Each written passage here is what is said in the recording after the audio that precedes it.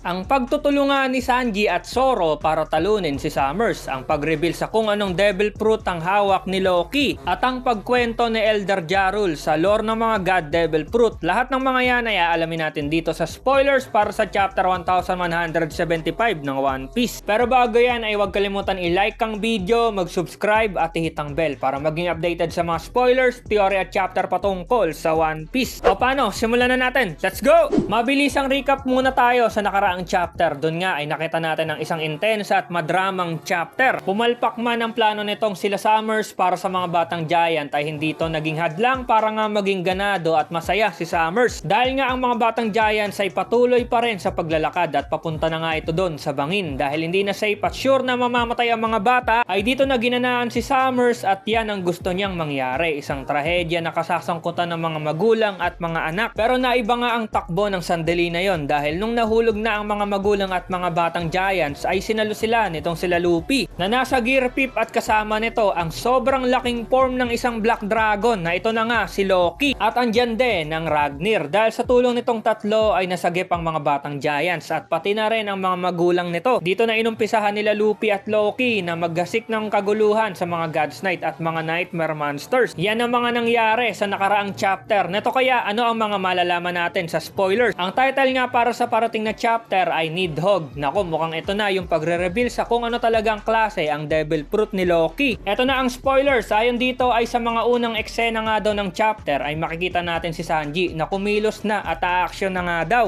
Ito na ang inaantay natin. Lahat sila sasali na sa laban. Ang ginawa nga daw ni Sanji ay napansin nito na may mga halaman na may mga tinik at nakabalot nga kay Robin. Na ito nga yung ability ni Summers. Ginamit ni Sanji ang Diablo Jambe para nga sunugin at mawala na nga daw yung mga tinik na yon kay Robin. Sa kabilang banda, ito rin ang problema ni Zoro. Ang ginawa nito, pinutol niya gamit ang espada niya yung mga baging na nakakapit dun sa mga batang giants. Malamang naman na nakakoat ng Conqueror Saki yung Enma at ito yung pinangputol ni Zoro dun sa mga tinik. Naputol nga ni Zoro yon at nakita ni Luffy ang ginawa ni Zoro. Kaya binati niya si Zoro na magaling daw talaga to. Kaya tiwala siya dito. Itong sila Luffy at Loki naman ay nagpatuloy sa pagliligtas sa mga batang giants. Kasama na nga nila itong si Zoro at dinala nila ang mga batang giants malapit doon kung nasan si Elder Jarul. Eto na, isang flashback para dito kay Elder Jarul. Ayon dito ay nireveal na ni Elder Jarul ang pangalan ng Devil Fruit ni Loki. At ito nga ay ang Dragon Fruit Mythical Zoan Model Nidhogg. O ayan mga katambay, na-reveal na. Isang Mythical Zoan Nidhogg ang powers ni Loki at literal na dragon to. May lore pa tayong malalaman kay Elder Jarul. Sabi nito na sino man daw ang kakain ng Devil Fruit na yon ay magiging isang napakalaking dragon daw nito. At pinakamalaking dragon nga daw sa buong mundo. Pero yung laki ng dragon na yon ay depende sa kakain ng Devil Fruit. Kaya malalabas nga lang daw ang full potential ng Devil Fruit kapag ang kakain nito ay isang ancient giant. Malinaw na dito na kung ang kakain ng Devil Fruit ay isang tao, malamang hindi sobrang laki ng dragon.